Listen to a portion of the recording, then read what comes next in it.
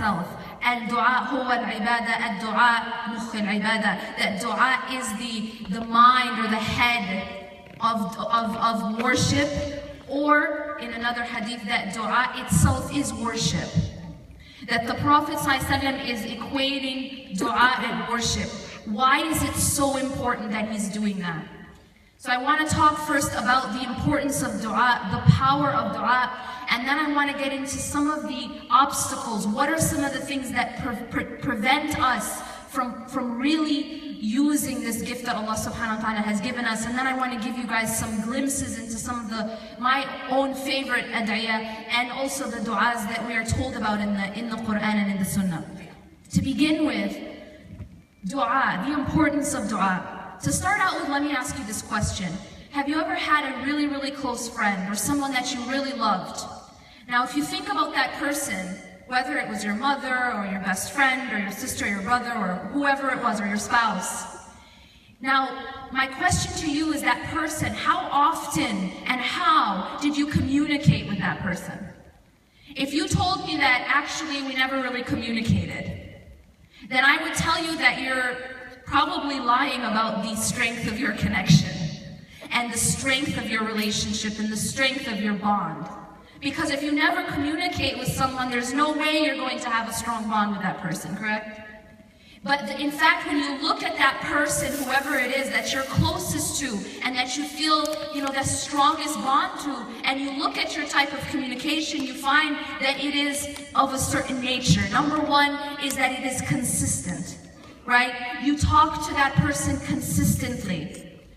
You talk to that person often. And the second is that when you talk, there is some meaning to your language. You're not speaking a language you don't understand. For example, when you communicate with your friend, when you communicate with this person, your mother or your spouse or whoever it is, you don't communicate in Chinese, assuming you don't understand Chinese, or Italian or French, or some language that you don't understand. Why is that? Because you're not going to build a bond with someone when you're communicating in a language you don't even understand. That's not actually communication.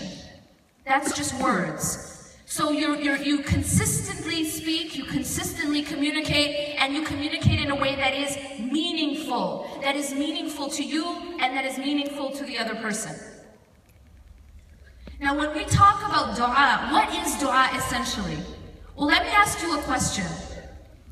What does a beggar look like? In fact, what does a beggar do with his or her hands? As you know, a beggar, this is kind of a universal language of begging, isn't it? It doesn't matter what country you're in. The universal language of begging is this, right? What do we do with our hands when we make dua? Exactly the same thing. And that shows us exactly what dua really is. Dua is us begging from Allah subhanahu wa ta'ala. But what is the point of begging Allah? Because you might say that when I beg from a human being, it pushes the human being away from me. And that's actually very true about human nature. Human nature is such that we don't like beggars. Human beings get turned off and repelled by beggars. If someone is too needy, it actually pushes you away. It actually separates or weakens the bond when a human being is too needy of another human being. We as humans, we don't like beggars. But there's someone who loves beggars. And that is Allah. Allah loves beggars. And the more we beg from Allah, the more Allah is pleased. Versus the more we beg of human beings, the more they are displeased.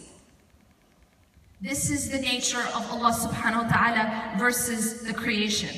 Is that Allah loves for us to beg. And something else that we learn is the more that we humble ourselves, the more we put ourselves down with Allah, the more He elevates us and raises us. Versus with the creation, it's the opposite. When we put ourselves down and when we become dependent upon the creation and when we become beggars of the creation, we actually become humiliated.